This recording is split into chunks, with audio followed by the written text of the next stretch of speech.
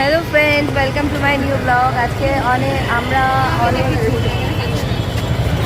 ঠিক আছে, আমরা আজকে অনেকদিন পর অ্যাকচুয়ালি এসছি হচ্ছে পার্ক স্ট্রিটে। তো পার্ক স্ট্রিটটা ঘুরে দেখতে তো বেশ ভালোই লাগে, মানে যেখান দিয়েই দেখি না কেন।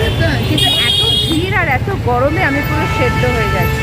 তো পার্ক স্ট্রিটে আজকে যেখানে এসছি সেখানে আমার বাড়িতে আমার বোন এসছে। তো আমার বোনের জন্য মেনলি আসা, যে বোনকে কিছু খাওয়ানো হয় না, তো ও বললো কুসুমের রোল খাবো। বললাম ঠিক আছে। তো শাইনির এখানে একটা প্র্যাকটিস ছিল, প্র্যাকটিস করে যাওয়ার সময় আমি কুসুমতে এসেছি রোল নিতে। আমি কুসুমের তোমাদের ভিড়টা দেখাই, যার জন্য আমি ক্যামেরা অন করলাম আর কি। এই হচ্ছে কুসুম রোল। আর এই যে এইখানটায় দেখতে পাচ্ছ, আমি আর সামনেটা বেশি যেতে পারছি না, যতগুলো লোক আছে এরা সব কুসুমের সামনে লাইন দিয়ে দাঁড়িয়ে রয়েছে রোলের জন্য। কুসুমের রোল আমাদের পার্ক স্ট্রিটের ভীষণ বিখ্যাত, এবং যারা বাইরে থাকে তারা কুসুমের রোলের কথা সবাই মোটামুটি জানে। একটা ছোট্ট গল্প বলি তার আগে। সেটা হচ্ছে এই দাদার পেনের দোকান থেকে আমি প্রচুর পেন কিনি, কারণ এই দাদার পেনের দোকানে প্রচুর ইঙ্ক কালেকশন রয়েছে।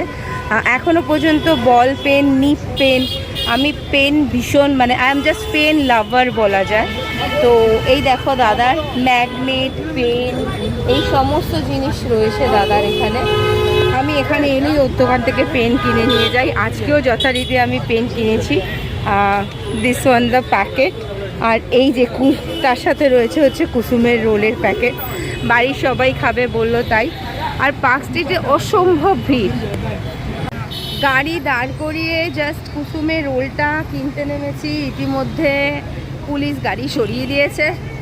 আর আবার সেই গাড়িটাকে পুরো ঘুরে আসতে হবে। দেখতে পাচ্ছ পার্ক স্ট্রিটের অবস্থা, কি জ্যাম রাস্তায়। পুরোটা দেখালে এরকম দেখানো যায় আর কি। আমার অপোজিটে রয়েছে হচ্ছে প্রচুর প্রচুর খাবার দোকান। এখানে জিভা আছে, আর তার ওদিকটায় রয়েছে কোয়ালিটি।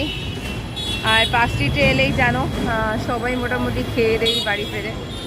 আর এইটা হচ্ছে আমাদের পুরনো কলকাতার বেস্ট পার্ট, পার্ক স্ট্রিট।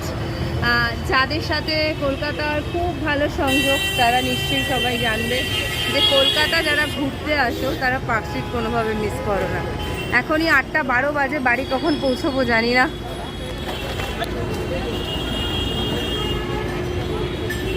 যথারীতি আমার গাড়িও আসছে না এখনও, আমিও গাড়ির জন্যই ওয়েট করছি। কিন্তু প্রচুর গাড়ি এদিক ওদিক দিয়ে যাচ্ছে দেখি, আর এদিকে এসে দাঁড়াই। আস্তে আস্তে আমি আর শাইনি দুজন মিলেই হাঁটা শুরু করলাম। যে গাড়িটা কোনখানে এসে দাঁড়াবে বুঝতে পারছি না, কারণ ওখানে অলরেডি সামনে একটা গাড়ি দাঁড়িয়ে রয়েছে।